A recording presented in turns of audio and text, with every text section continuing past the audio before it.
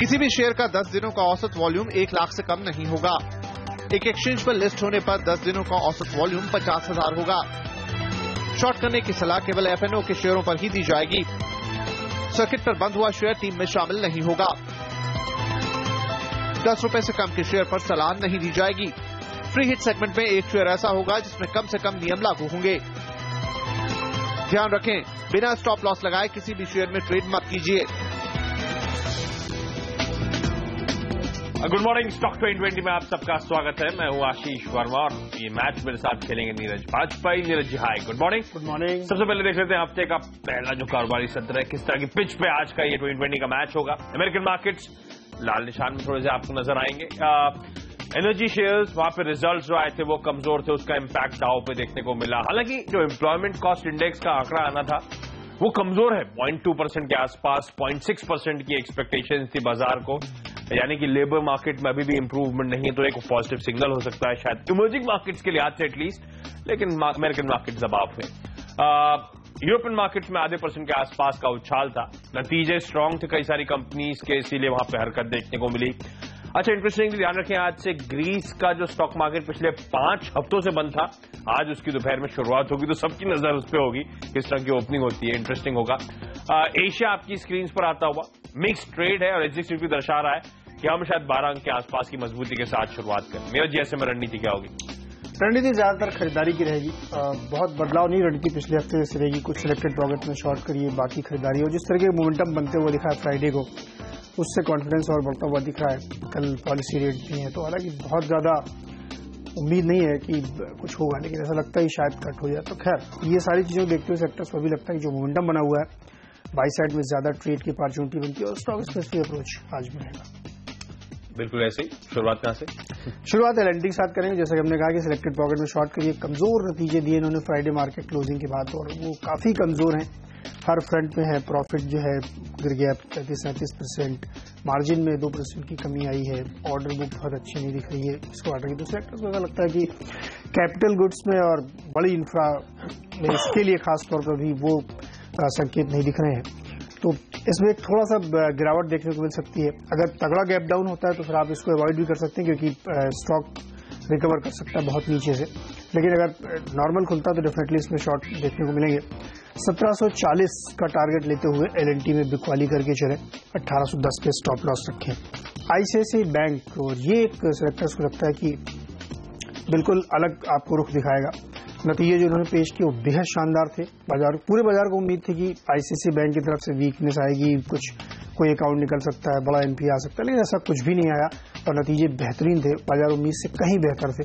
इसलिए फ्राइडे को भी आप देखेंगे तो इसमें अच्छी तेजी देखने को मिली। कि सेक्टर्स को लगता है कि अब डेफिनेटली इसमें नजरिया बदलता हुआ दिखेगा आपको, और इसमें और तेजी की गुंजाइश यहाँ बनती है। जैसे कि आपको ध्यान होगा, हमने थर्सडे को डॉक्टर रेड्डी पोस्ट मार्केट के बाद मार्केट के दौरान आया, फिर भी हमने आपसे कहा था फ्राइडे खरीदी और जबरदस्त रैली उसमें देखने को मिली थी। एक्जैक्टली वैसा ही केस आईसीआईसीआई बैंक में बनता है। 335 का लक्ष्य लेते हुए इसको खरीदारी करने चले। आशीष, और फोकस खरीदारी पर ही स्टॉक स्पेसिफिक एक्शन रडार पे है। सबसे पहले रुचि सोया इंडस्ट्रीज। ध्यान रखें, वैसे भी सरकार पूरे एक्शन पे है। रिकैपिटलाइजेशन की न्यूज आई थी जिसने फ्राइडे को मार्केट्स को इंफ्यूज करा था, और हम एक्सपेक्ट कर रहे हैं अन्य सेक्टर्स के लिए भी जल्दी अच्छी खबरें आती हुई।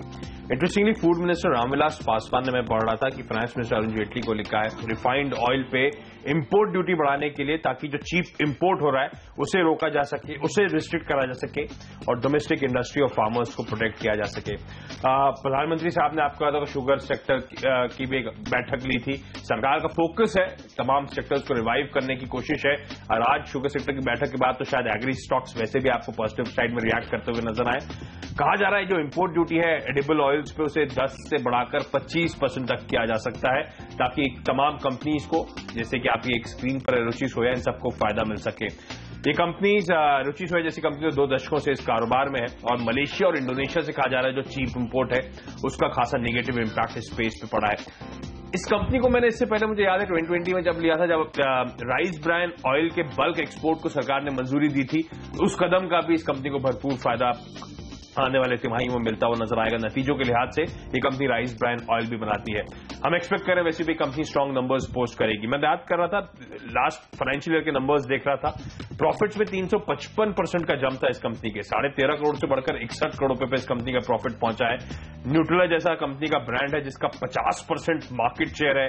रेडी टू कुक सेगमेंट्स में वेबसाइट पे देखा था कंपनी उतर चुकी है, सस्ती है, 72 रुपए का बुक वैल्यू, स्टॉक आधे पे चल रहा है। उस लिहाज से हमें लगता है स्ट्रांग मूव देखने को मिलेगा। प्रमोटर्स 55%, एफआईआईज का 18% स्टेक है इस कंपनी में। छोटी कंपनी है लेकिन अभी भी एफआईआईज का भरोसा इस कंपनी में बरकरार है, रडार पर रखें। सुजलॉन एनर्जी एक और ऐसी कंपनी जिसमें हमें लगता है, क्योंकि हम स्टॉक स्पेसिफिक फोकस कर रहे हैं, सुजलॉन एनर्जी को भी रडार पर रखें। फ्राइडे को तो एकदम शांत क्लोज हुआ था इस काउंटर का। बाजार बंद होने के बाद जो तिमाही रिजल्ट्स आए हैं, स्ट्रांग नंबर्स हमें नजर आते हैं, क्योंकि एक्सपेक्टेशन से तो कहीं बेहतर परफॉर्मेंस आपको देखने को मिलेगा।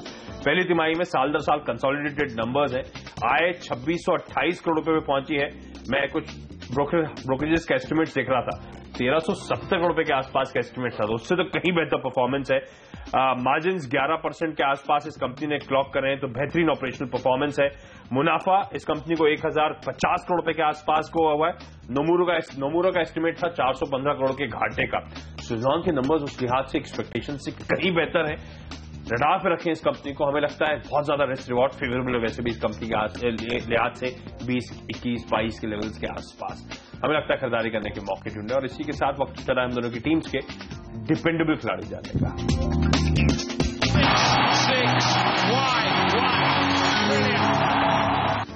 अशोक लीलैंड भरोसेमंद खिलाड़ी के तौर पर सेलेक्टर्स रिकमेंड कर रहे हैं खरीदारी के लिए। और जो वीकेंड के दौरान नंबर्स आए हैं, जुलाई के सेल्स फिगर्स तो बहुत ही इनकरेजिंग है। टोटल सेल्स में 40% की शानदार बढ़त देखने को मिली है।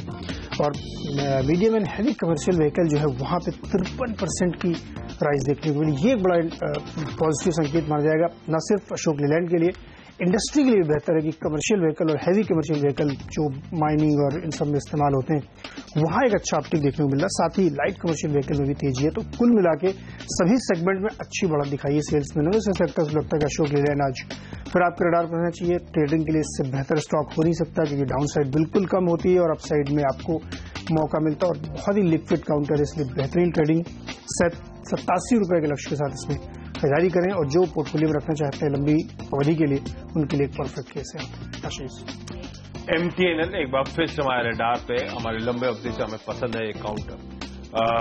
जब पसंद था तब तो आपने देखा होगा किस तरह तगड़ी रेटिंग हुई थी इस काउंटर की, बहुत तगड़ा उछाल देखने को मिला था। हालांकि उन लेवल से मुनाफा वसूली का दबाव आया था और अब लो लेवल्स टच करने के बाद धीरे धीरे लेवल्स के आसपास आपको लगातार कंसोलिडेट होता हुआ नजर आ रहा है, धीरे धीरे इंचअप कर रहा है। हमें लगता है एक स्ट्रांग मूव की तैयारी ये काउंटर कर रहा है। वैसे भी FY16 वो समय जब हम एक्सपेक्ट कर रहे हैं, एक्चुअली जो खबरें बाजार लंबे अरसे से वेट कर रहा है, चाहे वो विलय को लेकर हो सकती है BSNL के साथ, चाहे वो बचे हुए पैसा जो सरकार से रिलीज होना था वो आता हुआ शायद नजर आए। MTNL अपनी प्रॉपर्टीज ऑन द ब्लॉक रख सकता है या फिर लीज पे दे सकता है। तमाम प्रॉपर्टीज जो है वो इंटरेस्टिंग है इस कंपनी के लिहाज से। तो ये तमाम इंटरेस्टिंग हाईलाइट्स हैं जो शायद MTNL को आगे स्टॉक में रेटिंग की वजह बनती हुई नजर आएंगे आपको, और वो धीरे धीरे प्ले आउट होनी है। इसी कड़ी में ध्यान रखें इस कंपनी का बड़े लंबे अरसे से अपग्रेड नहीं हुआ था नेटवर्क का। कई लोग तो मान रहे थे कुछ इश्यूज के बंद होने की जब खबरें आती थी तो MTNL को लेकर भी पैनिक करने लगते थे। लेकिन ध्यान रखें सरकार ने, टेलीकॉम मिनिस्ट्री ने लगातार हाईलाइट करा है, रिवाइवल की बात करी है। BSNL ने MTNL के विलय की बात भी टेलीकॉम मिनिस्ट्री कर चुकी है। हमें लगता है तो कई सारे ऑप्शंस वर्कआउट हो रहे हैं BSNL MTNL के विलय को लेकर। तो ये भूल जाएं कि ये कंपनी शायद बंद होती हुई नजर आएगी। इनफैक्ट जो लेटेस्ट डेवलपमेंट है वो भी इस बात पर भरोसा जताता है। नोकिया के साथ इस कंपनी का करार हुआ था, करार होना था पर डेडलॉक में पड़ा हुआ था लंबे अरसे से। इक्विपमेंट सप्लाई करते थे नोकिया को ताकि इस PSU कंपनी के नेटवर्क को अपग्रेड किया जा सके, हालात को इंप्रूव करा जा सके, लेकिन वो ठंडे बस्ते में जाता हुआ नजर आया था। मुंबई और दिल्ली में कहा गया था कि वो वेरियस सेवाएं जो प्रोवाइड करती है उसको अपग्रेड करने की बात थी। 400 करोड़ रुपए के आसपास का खर्च करना था, लेकिन MTNL आप जानते हैं वित्तीय हालत खराब हुई थी। 2009 से लेकर लॉसेस क्लॉक हो रहे थे। इनफैक्ट बीते फाइनेंशियल ईयर में भी 2-2.5 हजार करोड़ रुपए, 2800 करोड़ रुपए के आसपास के लॉसेस इस कंपनी ने क्लॉक कर दिए थे। तो वो प्रोजेक्ट ठंडे बस्ते में पड़ा था। लेकिन सरकार की तरफ से जब से वो लोअर पेंशन बर्डन की बात करी गई दिसंबर 2013 में, इसके बाद वो 4,500 करोड़ रुपए जो इसने ब्रॉडबैंड स्पेक्ट्रम के तौर पर किए उसे रिलीज करने की बात करी गई थी, इसलिए अब वो प्रोजेक्ट एग्जीक्यूट हो रहे हैं। इस कंपनी को रडार पर रखें, हमें लगता है खरीदारी करने के मौके दे रहा है। 20.5 तक लेवल्स तक आज अप्रोच करने की सलाह, और हमें तो लगता है धीरे धीरे करके यहाँ पे एक स्ट्रॉन्ग रेटिंग का कैंडिडेट बनेगा जैसे जैसे वो इवेंट्स अनफोल्ड होंगे। छोटे से ब्रेक, उसके बाद हम लोगों की टीम्स के मिडिल ऑर्डर के खिलाड़ी पर फोकस।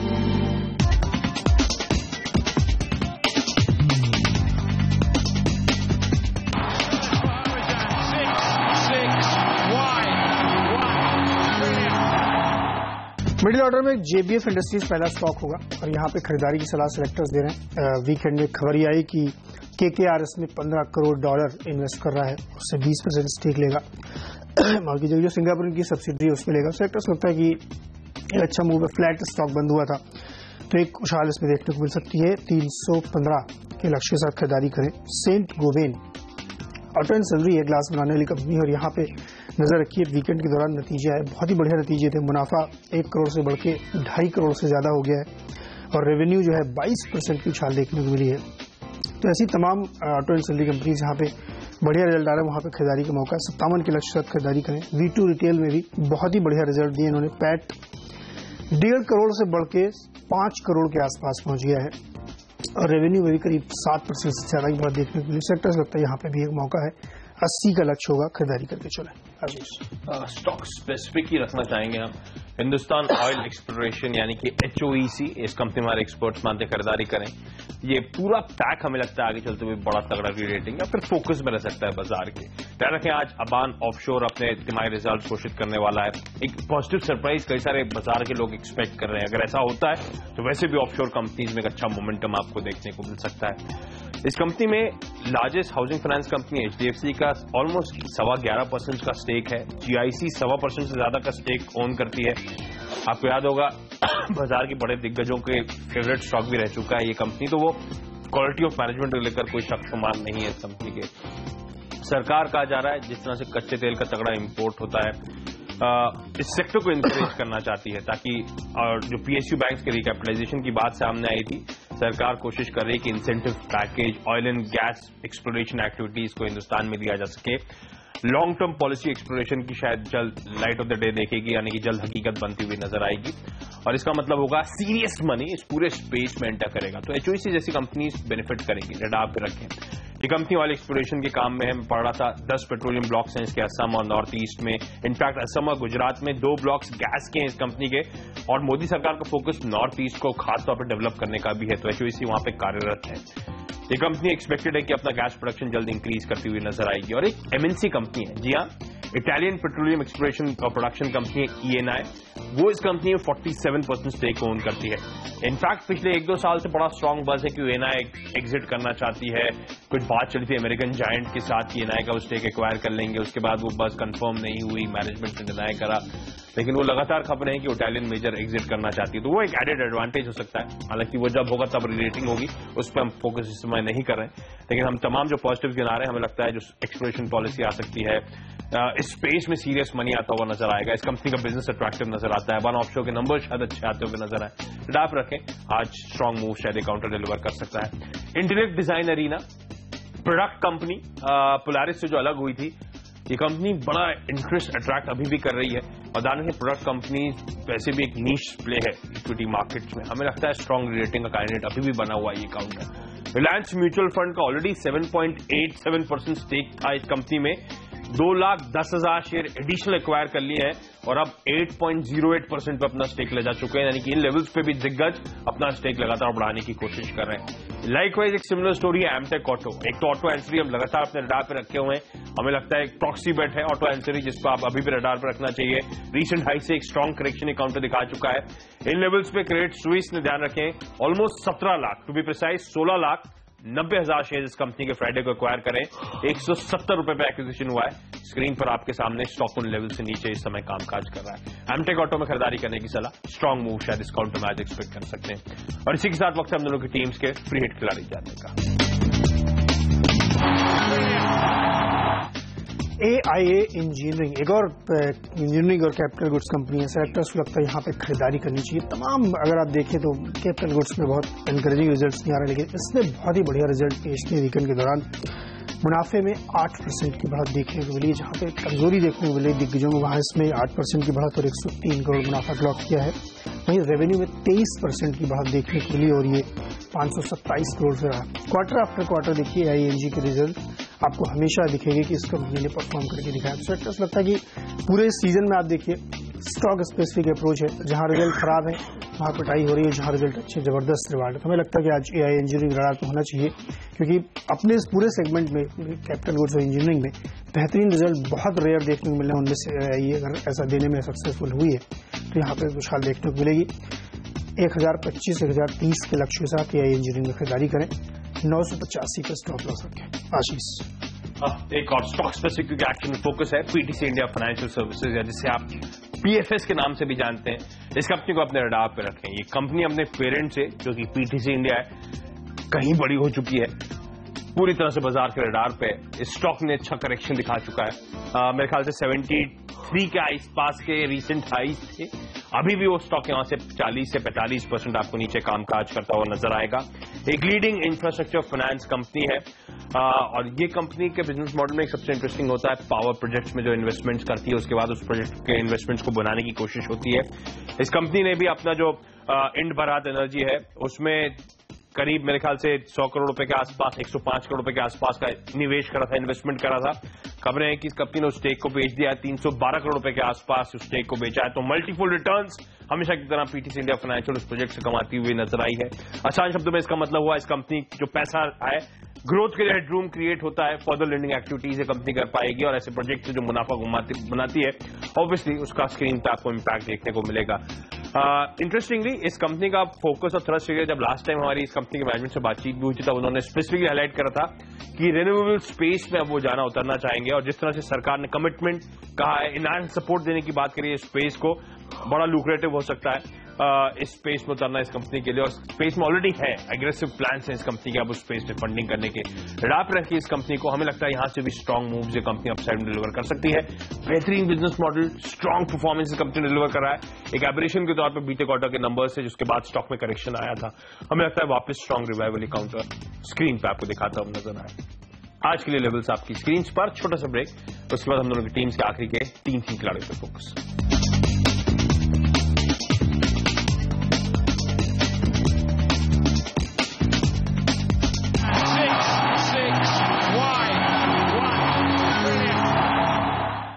ब्रेक के बाद आपका स्वागत है और वक्त है हम दोनों टीम के आखिरी के 3 खिलाड़ी जानने का। सबसे पहले क्योंकि नीरज ने हाईलाइट करा लास्ट इन टू ब्रो के बेहद कमजोर नंबर्स थे। इनफैक्ट अब तक जो तमाम कैपिटल गुड्स स्पेस की कंपनीज अपने तिमाही रिजल्ट्स घोषित करें, आप रिकॉल करें एक एक करके, बेहद कमजोर नंबर्स थे। BHEL को रडार पर रखें, हमें लगता है ये काउंटर शायद स्ट्रॉन्ग डाउन साइड खुलता हुआ यहाँ पे नजर आया, हालांकि बहुत स्ट्रॉन्ग मोमेंटम में है फिक्स्ड स्टॉप लॉस के साथ 272 के लेवल्स तक यहाँ पे अप्रोच करने की सलाह।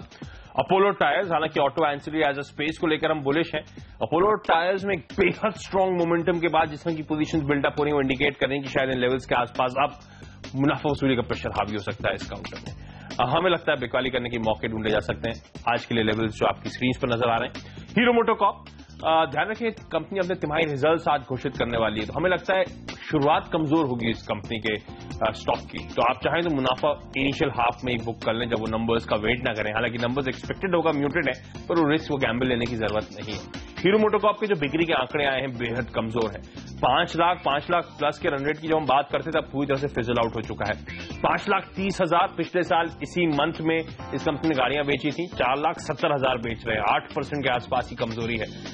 रिसेंट मूव्स के बाद हमें लगता है अभी भी बिकवाली करने के मौके और शायद शुरुआत कमजोरी होगी, बेहतर होगा मुनाफा वसूल ले उसके बाद। नीरज जी, जहाँ एविएशन कंपनियों में जाएंगे और स्पाइस जेट और जेट एयरवेज दोनों में खरीदारी की सलाह सेलेक्टर्स दे रहे हैं। उनका मानना जिस तरीके से कल ATF में कटौती की गई तकरीबन 10% के आसपास, 9.5 के, तो वो एक बड़ा पॉजिटिव तमाम एविएशन कंपनियों के लिए है।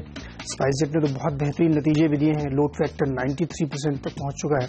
सेक्टर्स लगता है कि इस पर रडार पे रखिए, 29 के लक्ष्य इसमें होगा। जेट एयरवेज यहाँ पे भी सेक्टर्स लगता है कि अच्छा उछाल देखने को मिलेगा। हालांकि फ्राइडे को इसमें बहुत बढ़िया रैली देखने को मिली थी, वो इस आधार पे थी कि स्पाइस जेट के नतीजों के बाद इसमें तेजी हुई थी। लेकिन एटीएफ की जो खबर आई है ये बहुत बड़ा पॉजिटिव है तमाम कंपनियों के लिए।